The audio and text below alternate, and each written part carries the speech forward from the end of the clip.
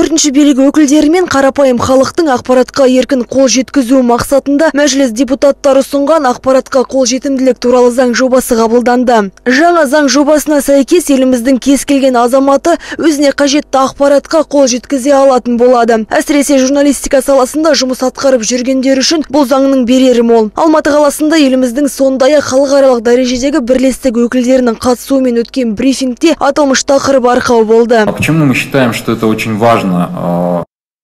Аталмыш заңның қабылданғанын біз өте қолдаймыз. Бірақ ақпараттың 100% емес 70% ғана қолжетімді болары қынжылтады. Дәл осы заң күшіне енгеннен соң барлық бақ өкілдерін заңды тиісті дәрежеде қолдануын сұраймыз. Өздеріне қажетті ақпаратты талап етулері тиіс. Міндетті түрде қажетті ақпарат берулері тиіс мекемелердің қатарына мемлекеттік және мемлекеттен қаржыландыру алатын жеке кәсіпорындар жатады.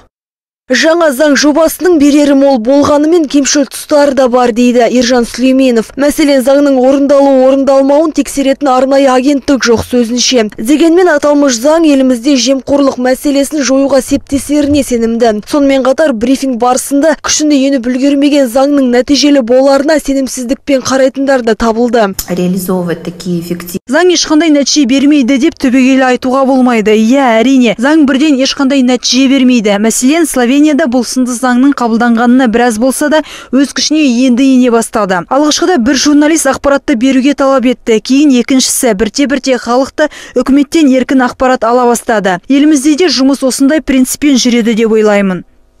Бұл ретте Татьяна Зинович әріптестік ашық үкімет атты халықаралық бастамаға мүшелік ету қажеттілігін атап өтті. Жалпы аталмыш бастаманың жұмысы мемлекеттік басқару жүйесін жақсартуға бағытталған. Ұйымға мүшелік ету ақпаратқа қол жетімділік туралы заң жобасын және мемлекеттің халықпен бірлескен жұмысын жетілдіре түседі деп отыр.